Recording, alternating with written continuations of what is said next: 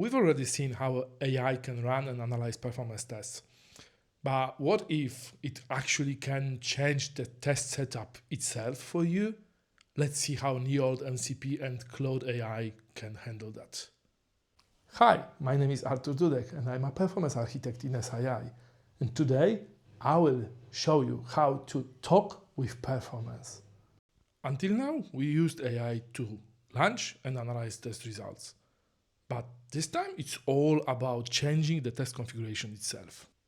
Let's start from the top. I will ask to list all my NeoLoad projects.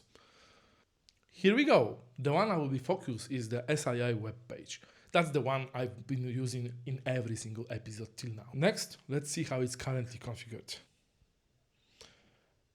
The AI showed me project details, the active scenario, and the load profile. Now I will ask Claude.ai to analyze past results and propose me a better configuration. And based on the data, it knows exactly where the limit is. Claude.ai changed the amount of virtual user, test duration, and the type of building the load to ramp up. No configuration from my side at all. Same project, same test, just smarter. And I didn't change any single configuration by myself.